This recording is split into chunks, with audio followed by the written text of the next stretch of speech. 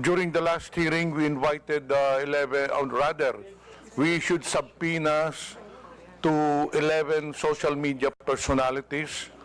Only 8 appeared. So the subpoena was still in effect, as I've announced during the last hearing.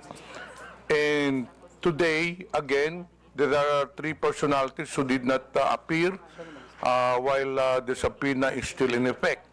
Mr. Alan Troy Rolando Sassot, Ms. Lorraine Marie Tablang Badoy Partosa, and Mr. Jeffrey Almendras Cellis. So it's up to this committee to take action on this. Mr. Chairman. Chairman. Yes, Honorable Paduano.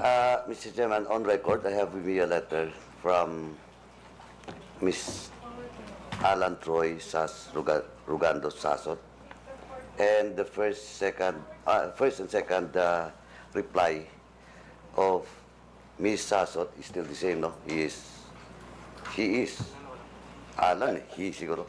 Anyway, she is residing abroad in Beijing, and once again, the reply is still the same. Now, Mr. Chairman, with this, we have invited her, during the first hearing, and this is now the 4th hearing, Mr. Chairman. But, before I move for the status of Ms. Alan Troy Rugando Sassot, Mr. Chairman, may I respectfully move that we will ask the DFA and the Bureau of Immigration for the status, present status of Ms. Sassot, and for the 2 agencies to report to this committee ASAP, so that we will know what's really the status of Ms. Sassot. And with that, Mr. Chairman, since for invitation, and that includes a subpoena ad testificandum for Ms. Sassot, may I respectfully move, Mr. Chairman, that we cite in contempt Ms. Sassot in violation of Section 11, Paragraph A of our internal rules, refusal to answer summons without legal excuse. So move, Mr. Chairman. Is there any objection? Is there any second? Second. Is there any objection? There being none, motion is carried.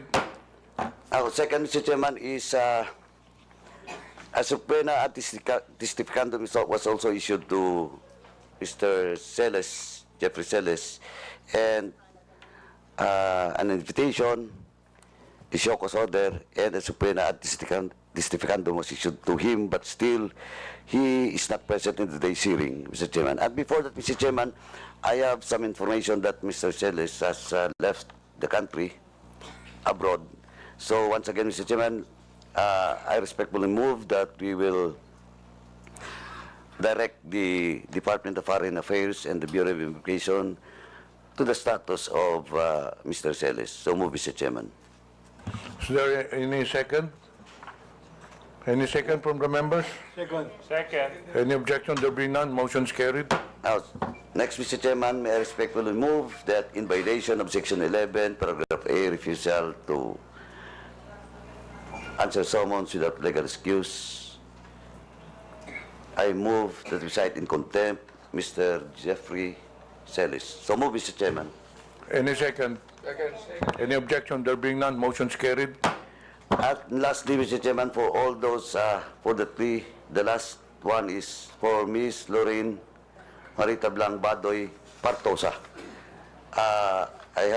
We have a letter addressed to this committee with regards to the subpoena ad testificandum that was issued to Ms. Badoy. She's now in Hong Kong, and attached is the travel schedule and ticket. Before I move, Mr. Chairman, may I respectfully move that once again, may we ask the Bureau of Immigration to the travel records of Ms. Badoy. So move, Mr. Chairman. Any second? Any objection? There being none, motion is carried. Now, Mr. Chairman, may I respectfully move that we cite in contempt Ms. Badoy Partosa in violation of Section 11, Paragraph A our internal rules for refusal to answer summons without legal excuse. So move, Mr. Chairman. Any objection? There being none, motion's carried. Now, in the case of Miss Mary Jane Kiambao-Reyes, Mr. Chairman, we have received a copy of her letter. He's now abroad, and for the record, she was present last hearing, Mr. Chairman. And with this, Mr. Chairman, he was just invited into today's hearing, and I think the content of this, her excuse letter is valid. So, me might as well invite Miss Mary Jane Kiambao-Reyes for the next hearing, Mr. Chairman. Now, in the case of Mr. Aaron Peña, he was also present in the last hearing, but now I sent us a letter, reply to the invitation to today's hearing. Nasa Davao po siya ngayon, tapos may event. No? So, since he was present last hearing, once again, Mr. Chairman, we will just invite Mr. Aaron Peña in the next hearing. Now, in the case of Mr. Ernesto Abines Jr. and Mr. Elmer Hugalbot, that was issued the subpoena last hearing, we have received a copy, a reply letter coming from both Mr. Abines and Mr. Hugalbot.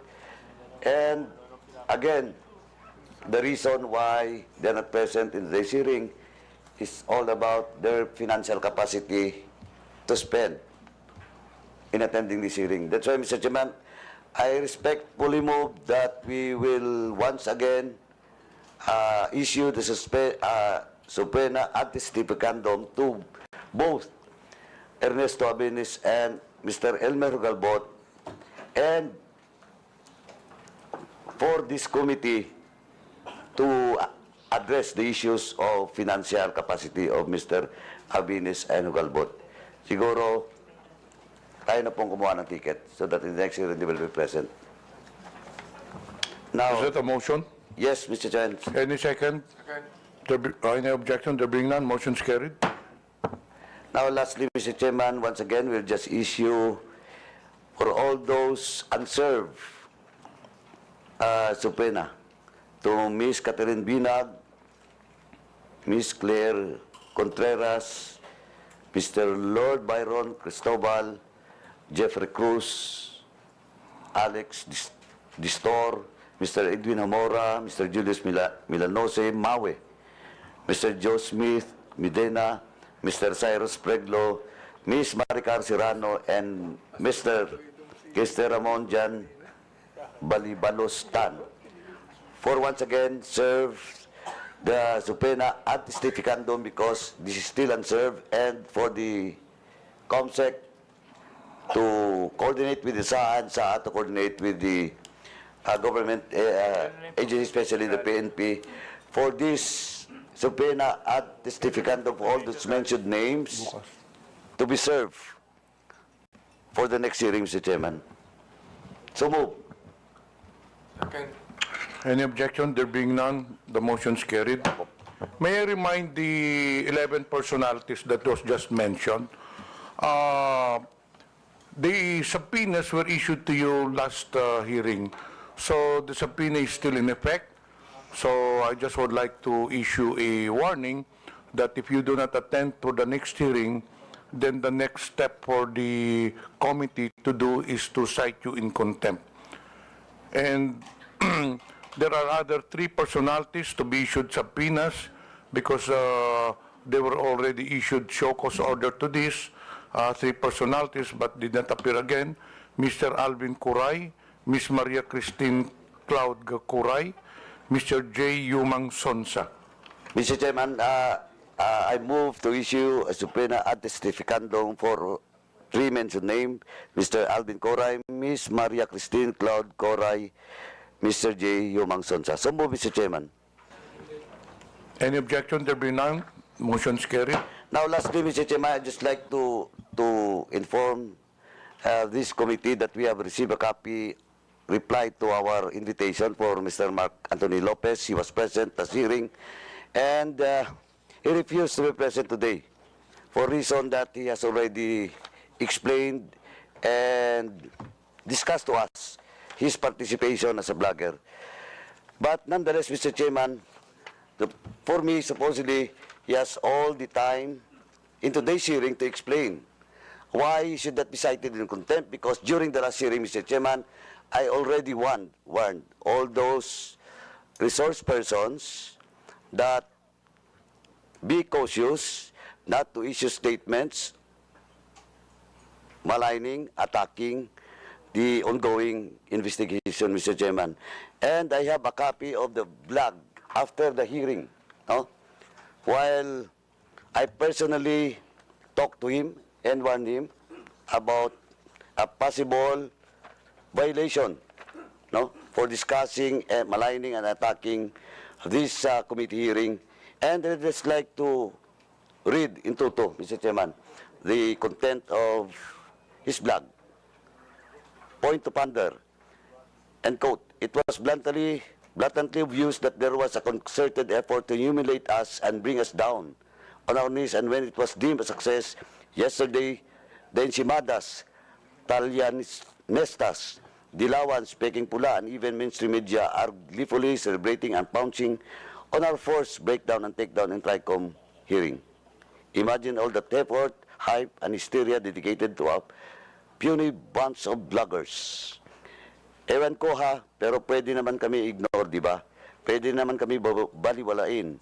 After all, if we indeed are fake news purveyors, the best thing they should do is fight us with their own kind of information dissemination.